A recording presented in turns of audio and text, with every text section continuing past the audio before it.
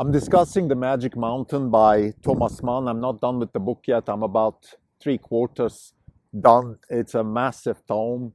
It's a book that is one of those books that make Thomas Mann, in my view, the best German writer, because he captures everything that, like I like to say, science cannot capture. He talks about the stuff that Galileo can't explain. What I mean with that is I'm alluding to the concept of Galileo's error, that he looked at science from a mathematical, conceptual, logical perspective, and which was very successful. But he misses out on things like death, time, existence of human beings, love, hate, success, failure, things like that, all over the place. The book is full of these things. Maybe one of the negative parts, actually, of the book, in my view, is that it's almost too many conversations about the sort of unknown topics, about the hard problems, the real hard problems. Who are we? Who are we, humans? What makes us different? What ticks us? So I want to discuss one passage of this book in this episode. I'm going to do a formal review, but I want to discuss this passage because it fits extremely well into our view at Orange Capital Partners. It's a relationship between nature and reason. It is the relationship between our desire to order things and the actual reality, which is disorderly, or what we call volatile in the marketplace. This is an Not Even Wrong podcast. It's November 12th, 2021. This is Krim Delco. For the day, the fund is down 3%. The market is up 1%. For the year, we are up 38.7%. The market is up 22.7%. We're outperforming by 16%. So in this passage, Hans Castrop, the main character in the book, he goes out on a journey. He leaves the sanatorium in Davos, and he goes out there and he's exposed to nature, to the primal, solemn, eerie, exciting, unpredictable side of nature. He goes out on a ski trip. He gets in trouble. The weather is bad. There's a lot of things happening. I don't want to give anything away, but what matters for this particular episode is Mann's relationship, or the relationship that he's trying to convey here, between human reason, human civilization, sophistication, organization, order, and nature, which is none of the above. Nature is volatile, but nature is also primal. And this is the first thing I want to say today, the primal part of nature. Why do I enjoy actually going to Davos, which is a place I actually like going, but of course Davos is just a placeholder for any mountain resort. Why do I enjoy going to the desert? Why do I enjoy the ocean here in California? Because these are primal environments. What do I mean by primal? They are untouched.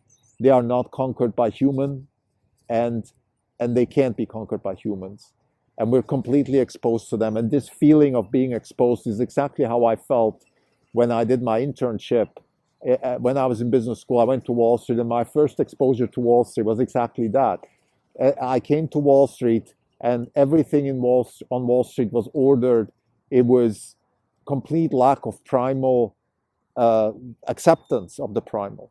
The people on Wall Street were Philistine, which was to some extent a primal character, because you dismiss culture, you dismiss sophistication, cleverness, and all these things. So on that front, you could say that Wall Street was primal. But it was also organized, it was orderly.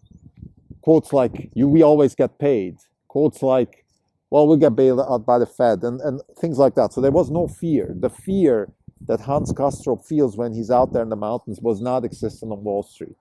So on the one hand, Wall Street is primal, it's Philistine, it refuses culture, it refuses intellectual pursuit of truth, at least when I was there, which was shocking to me, but also revealing, because it opened up my eyes to the opportunity to generate wealth by competing on Wall Street, by doing exactly those things, by actually being in the business of pursuing truth, or at least in the business of pursuing the truth about how to generate wealth within the business of risk. This is what I was trying to do, and it opened my eyes.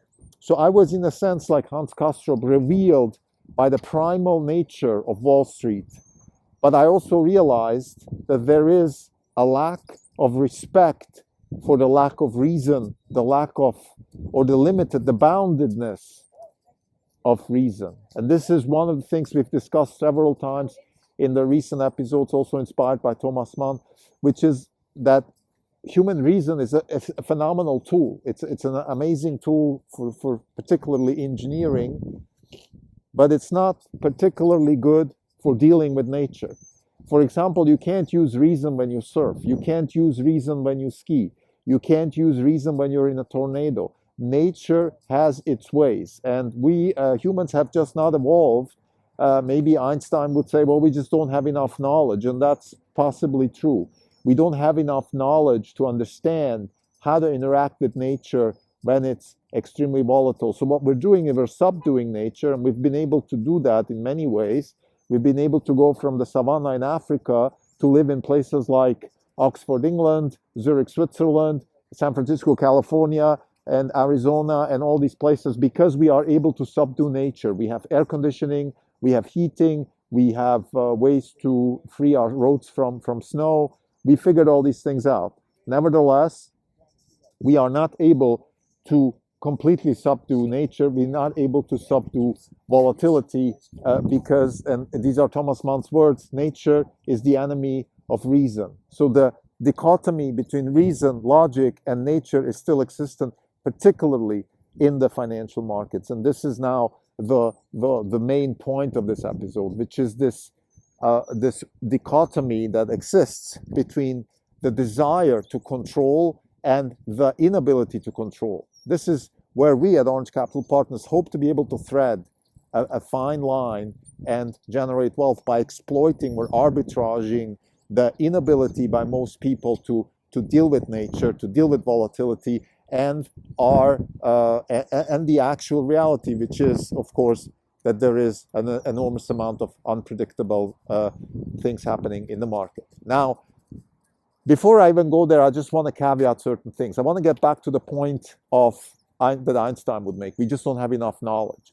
There's people right now trying to use machine learning, AI, to understand nature better. If you take the financial markets and you look at them from a general relativity perspective, you would ask, who is the observer in the financial markets? And the observer is the hedge fund manager. And the hedge fund manager observes the financial markets, and all she has to do is have enough knowledge to be able to navigate the financial markets. Of course, in a legal way, we're not talking about inside information here. So what we can do is we can try to use AI, so we can try to use models that have this ability to capture data and processes and ideas and knowledge from the existence in nature, and maybe use that knowledge to profitably navigate the financial market. It is absolutely possible. We at Orange Capital Partners don't have that knowledge. We're also not pursuing that knowledge. So we're not investing in AI to understand what could happen in the near future in the financial markets. We're not doing that. What we're doing at Orange Capital Partners is we're dealing with this inability to control the nature, to control the volatility. We're dealing with it by having built, and we have built a principal stack. So what we said, and this is also something that comes across in many massive novels, particularly in the kinds of novels like Thomas Mann's book. Just to give a bit of history also, we are here about 50 years after Nietzsche, or 40. So what's happening here is also we have given up on God, and we're trying to embrace reason. And what these people are already alluding, like Thomas Mann, for example, is that reason is not going to work either. They don't have an answer though. What is beyond reason? And I had an episode very recently about, okay, we're going beyond reason. God is dead. Reason is not enough. What else? And the solution that we have at Orange Capital Partners is to build a principal stack, because we believe that the principal stack can give us a long-term perspective on what's going to happen. So we can circumvent the daily volatility or the storms or the inability to predict short-term volatility, again, we can circumvent that by having long-term principles in place that help us navigate the financial markets and in the long term generate wealth, because it's also, risk is a function of your time horizon. And we all have a time horizon. We have to have a time horizon because quite simply our life is bounded. So if your time horizon is 100 years, that's fine. But it can't be 1,000 years. It just makes no sense. You're not going to live that long. So you have to have a time horizon which is within the context of your life, of your expenses, of your family, of things that you want to achieve in life. Elon Musk's time horizon is he wants to go to Mars, so he has to cash out a certain amount of money to be able to finance Starship and all that stuff. So although he's very long-term, he's not that long-term. And I would say that the reason he's selling right now 20 or 30 billion worth of Tesla stock is to finance, I think he's going to invest more in education. That's my conjecture. So he has a time horizon, of course, but he also has needs. That's what I'm trying to say. So let's get back to the concept of the principal stack. What is the principal stack? The principal stack it's a way to try to understand nature and try to understand the dynamics of nature in a way that don't shackle us with short-term events, and also don't shackle us or unshackle us, if you want, with the sort of long-term, in the long run, we're all that kind of statement. So we're trying to be in between. The purpose of Orange Capital Partners is to generate wealth by investing in fundamentally new concepts and engineering practices with large impact. So the large impact has to happen. It has to happen within the context of at least our time horizon, which is, I would say, something in the 20 to 40-year range. This is our time horizon. So if in 40 years, our investors have generated the kind of wealth that we hope to be able to generate, and they had a large impact on certain parts of society, the world, then we have achieved our purpose. This is the way we manage Orange Capital Partners. Now, in order to achieve that, we have certain principles. We are heavily dependent on the concept of economics as a theory of competitive response. One of the subsets is Clayton Christensen's theory of disruption, which is a theory of competitive response. But we've just had yesterday an episode where we discussed that pretty much anything in economics is a theory of competitive response. And the theory of competitive response is at the core of how we manage our money. Because no matter how you look at the world, no matter how you allocate capital to agents, i.e. companies, entrepreneurs, they're going to have to respond to competitive threats, either from governments, from competitors, from employees, from nature. There's always going to be a fight for resources. And if you have a certain view, a certain logic about how this is happening, you can then, this is exactly the core of our principle stack, you can then build a theory, or again, a principle stack. Theory is too much of a word, but it's a principle stack that gives you a high certainty that you will be able to achieve a successful wealth-generating business. For example, another part of our principle stack is Jim McKelvey's the innovation stack, which is stating that once you have an idea, you start solving a problem, you create new problems, and then you solve a problem. That gives you the competitive edge because nobody else has that same principle stack. Another one of our principle stack books is 0 to 1 by Peter Thiel. What is Peter Thiel saying? Peter Thiel is, like the book says, 0 to 1. So while Jim McKelvey is kind of like, okay, how do you go from 1 to N? Peter Thiel is how do you go from 0 to 1? Who are the people that can build businesses? What are we looking for when we look at people, when we talk to people, when we try to see where is the knowledge that's going to generate the kind of wealth that we're looking to generate and have the kind of impact? The kind of knowledge has to come from very unique types of personalities, from personalities that have a very, the sort of the Hans Castrops or the idiots of this world, the idiots, I'm alluding to the book by Dostoevsky.